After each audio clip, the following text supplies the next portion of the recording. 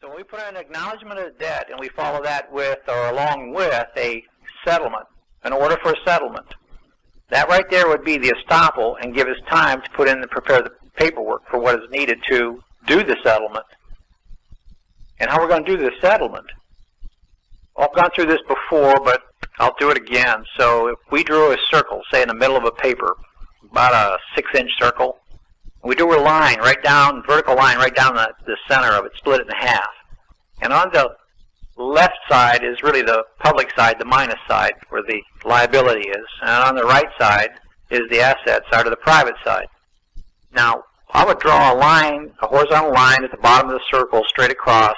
And now what you have is the traditional upside-down T account, which is nothing more than a ledger under accounting, where you have assets on the right and you have liabilities on the left. So all those people that are going into the DTC are going to be falling into a potential trap. So when they go into the DTC and they go in answering questions, they are not asking questions as king, because the king always asks questions. So it's asking questions as king. So the one who asks the question is the king. And they're asking the questions whether or not you know what you're doing in there, and you're not going in as the king asking questions. They're asking the questions, and they're the king, and you're the debtor. And those people that are successful to get in there think they're going to be getting access to their accounts. And here's where the big benefit comes in. And if you fall into the trap by taking the benefit, you never even got out, and you got yourself in a bigger mess than what you got into, because you are just nothing more than a better paid slave. Because they're going to give to you all the treasury securities, the treasury bills, the T-bills, and maybe even the gold certificates or whatever's in that account. They're going to give it all to you. And at that moment, what you do with it is going to determine whether or not you're going to be succeeding in completing what you thought you were starting out doing, or whether you're going to never get out and you're going to increase the debt even farther, and they're going to love you for it. Because if you take those certificates, those T-bills, and you spend them like money, like they hope you will, you're going to take the benefit, which is the debt, and you're going to spend it back into the debt system and thinking that you got access to your account, and you didn't. So all those debt titles on the left side, we're going to draw inside that left side, we're going to draw another smaller circle, and we're going to put a capital T in there, and capital T stands for titles. And at the foot of that T, we're going to put a small d. The D stands for debt. So it's the titles to the debt on the left side. We're going to do another circle on the right side. We're going to put a capital T in there also. Now that's the titles. And at the foot of that T, we're going to put a little a. And the A stands for assets. So it's the titles to the assets. Now if you take those titles to the debt on the debt side and you spend them, you're just going to create more debt, double debt, paying debt, and you can't pay debt with debt. It just keeps mounting up, and that's why they're loving you. And you're creating more problems than you realize. You're putting the final clinches on the whole collapse of this whole thing. But if you treat it as a trust, and you take the title and you draw a line from the TD up to, now we're going to draw another circle at the top, and we're going to put SM in there. That's the straw man account. We're going to take and merge the titles. We're going to move the title, the TD, and we're going to draw an arrow to that SM. And we're going to move that title to the debt into that SM, that straw man account. And on the right-hand side, the TA, the title to the assets, which is going to be the same amount as the TD on the left. They're going to be equal. We're going to move that title. We're going to draw a line up from that TA up into that SM straw man account. Now what we've done is we've settled the accounts. In effect, we're closing it. You've got the assets equaling the debts. And what happens when you take a minus and a plus and bring it together? Well, it discharges on the public side, and it sets off on the private side. You bring the account to zero. But here's the thing. 1 penny of real money, lawful money, on the private side will discharge all debts, all fiction money on the liability side. So if I fell into the trap and used those titles to the debt as money, I never did collapse the trust. I never did terminate the trust.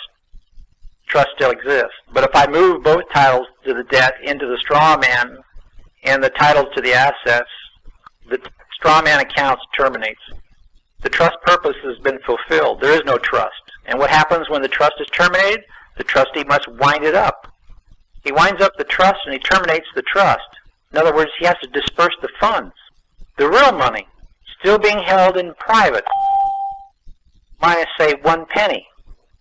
So now, what we're going to do from the remainder, let's back up a little bit. We're going to, after we gave the order for the settlement, we're going to give an order for the discharge on the public side. We're going to give an order for the set-off on the private side. And we're going to give an order to set up a new trust on the private side. And once that strawman account is closed, the remainder from that account is going to be transferred into the new trust. And that new trust, you're going to get a whole total different kind of credentials for. The strawman account with his capital names, with all the accounts associated with him, are eliminated. They're gone. They're terminated. Period. All your electric bill accounts and everything in that way will no longer exist. But you're going to form a new trust, another account, and you're going to have the remainder of that assets being put into that. And that's going to remain on the private side. Then you're going to come back over and you're going to order a new trust to be set up on the public side, an LLC, say, for example. And you're going to order the Treasury to do the trade or whatever they're going to do to generate the interest held on the property or the assets held in private, and to deposit that interest and that LLC on the public side. And you will live forever on the interest that was generated from that. And as long as you just use that interest to purchase goods and service, that the goods and service that you purchase are consumed by the real man held in private, as long as you don't conduct a business with that account, that new LLC, you won't be commingling your funds again, and you won't be creating any new debt.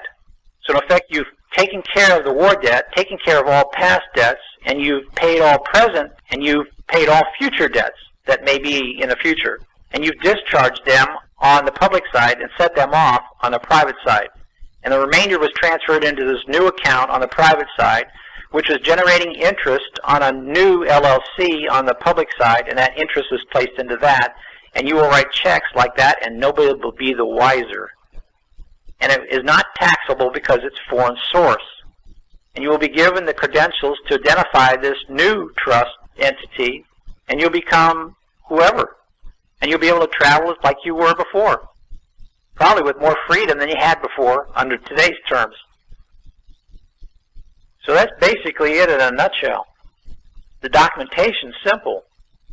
As long as we do due process and notify all parties, and they will never answer back, because they never have. Because if they did, they'd be acknowledging the debt themselves, and it would stop the prescription. So we have to go and ask questions, because the one asking questions as king is king. And the questions I want to be asking are, do you have all the necessary forms in your possession to close and settle this account? If they say yes, well then, you've already got the order for the settlement, then close and settle it. If they say no, then I would give them an order to give me the forms that I need to complete the information so you can close and settle the accounts. It's as simple as that. I think we make things too hard under this debtor-creditor brainwashing that we continually go back to like a dog to its vomit. And we don't have to. So that also explains the reasons why some of these 1099 OIDs that were withholding, they put on the withholding there and taxed it back to the principal. And as soon as they got it back to the principal, the IRS seized the funds or locked up the account, because the account, the IRS accountants couldn't give the disbursement to the beneficiaries who were debtors, because as soon as the assets were transferred to them, the creditors would jump all on them. So what they had to do is they had to seize the assets and apply it to the debt. And that's why you didn't get any funds. And until we pay the past war debts, all the past debts, present debts, and future debts that may be out there, do the discharge on the public side to set off on the private side, terminate that account. So with that, why don't we open it up for some questions? How about it? Anybody have any questions? I believe it's press *5 for an unmute there.